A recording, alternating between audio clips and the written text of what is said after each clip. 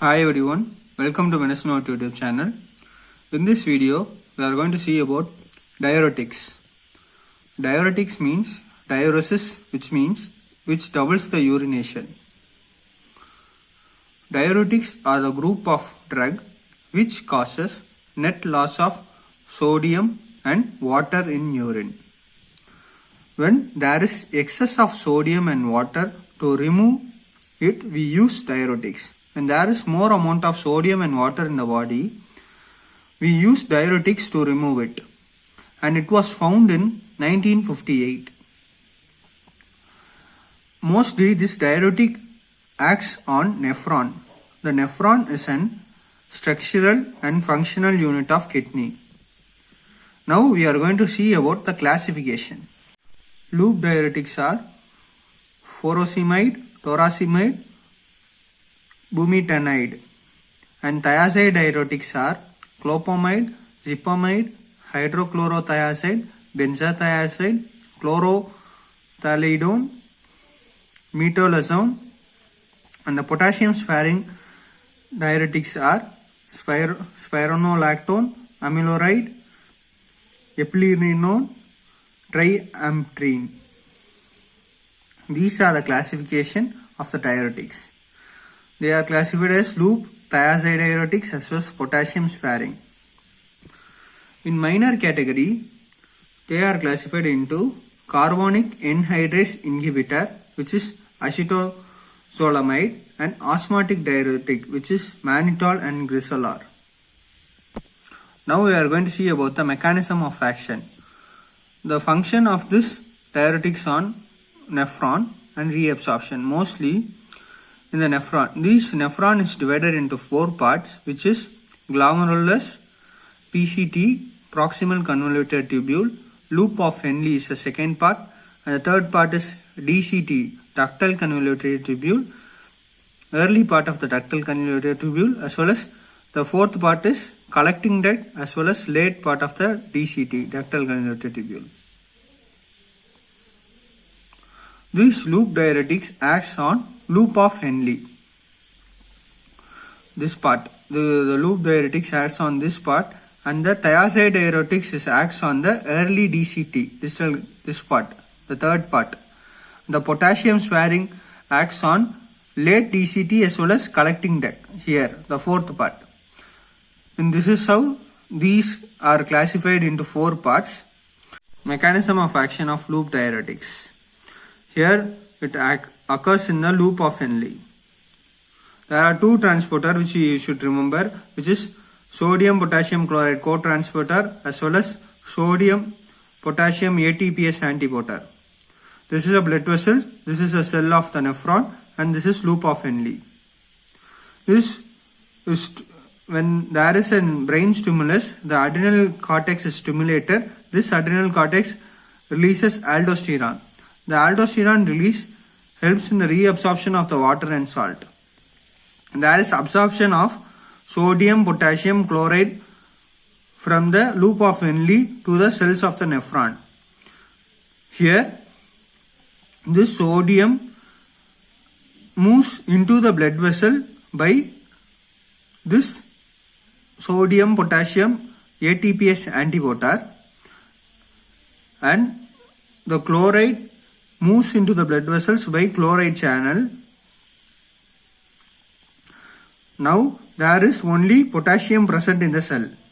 From the blood, the potassium is excreted out into the cells of the nephron by this sodium potassium antibody.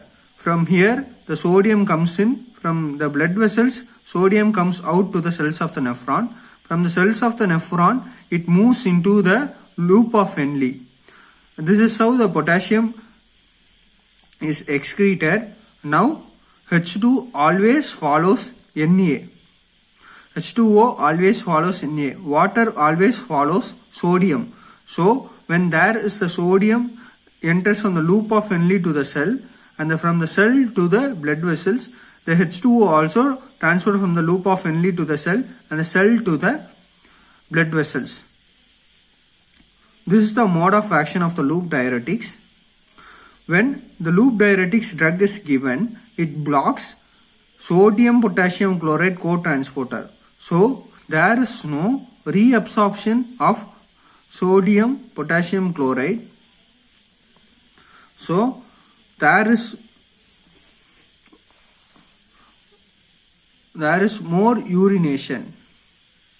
These loop diuretics are blocked, which is sodium potassium co-transporter, sodium potassium chloride co-transporter. So there is no reabsorption of the Na and Cl and H2O. So there is more urination, because if there is more reabsorption, it decreases the urination. This is how the loop diuretics acts. Next we will see about the thiazide diuretics. Thiazide diuretics are same as loop diuretics, but it occurs in early DCT, distal convoluted tubule, and this is the renal capillary and this is the cells of the nephron. Here the transporter is different, which is NaCl symporter, but from the blood to the cell there is same transporter, which is sodium potassium ATPase antiporter. From here the Na, sodium enters into the cell and chloride as well as enters into the cell. This sodium enters into the blood vessels. From here the potassium is comes out from the blood vessels to the cells of the nephron, and this potassium is also excreted to the, it is moved to the early DCT, as we seen in the previous mode of action. From here, as I said, water always follows the sodium. So the water enter into the cells of the nephron and enters into the renal capillaries. Here the thiazide diuretics blocks the action of NaCl symporter. So this thiazide diuretics blocks the NaCl symporter, so there is no reabsorption, so there is decrease in urination, there is more urination. Now we are going to see about the potassium sparing diuretics mode of action. The potassium sparing diuretics, which is, it has a special channel which is known as ENaC, which is epithelial sodium channel. It is shortly known as ENaC, and here the same ATP, sodium potassium ATPase.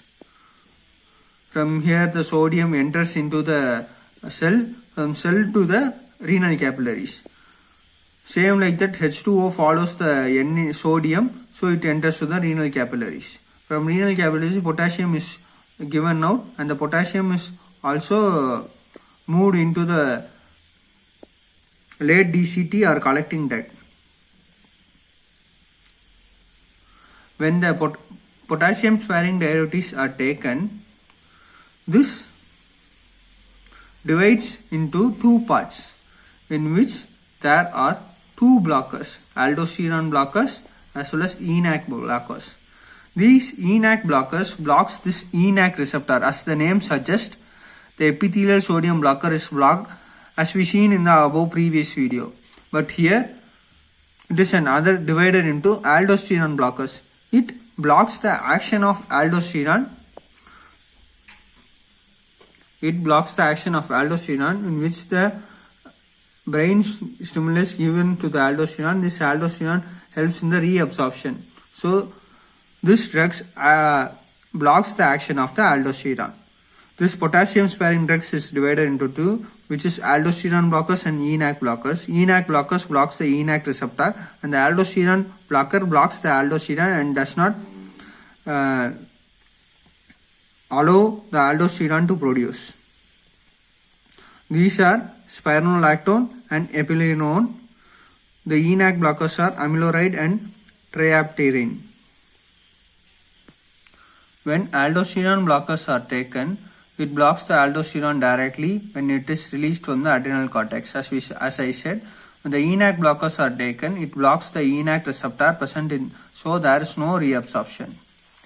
The loop diuretics acts on sodium potassium chloride transporter, and the thiazide diuretics acts on NaCl transporter, and the potassium sparing diuretics acts on aldosterone ENaC transporter. The use of it is used in hypertension because it blocks reabsorption. So there is no water reabsorption and decreases the blood volume. So there is BP decreases. In edema, the swelling, in diuretics is given, the fluid secreted in the limbs which is excreted without reabsorption. Hypernatremia, increase in concentration of the sodium in blood. This Na will be excreted in urine. It is used in congestive heart, cardiac failure. Adverse effect, metabolic acidosis. The pH is 7.35 to 7.45. Normal pH of the blood is 7.35 to 7.45. When the diuretics are taken, the water is not reabsorbed. So there is more H plus concentration. So the blood pH is decreased. So there is a chance of metabolic acidosis. Hyperkalemia, increased K plus concentration in the blood. We can control by using potassium sparing diuretics. This hyperkalemia. The thirsty, hyponatremia, renal stone, gynecomastia in males, amenorrhea in females. These are the adverse effects. Thank you. For more videos, please do like, share, comment my channel.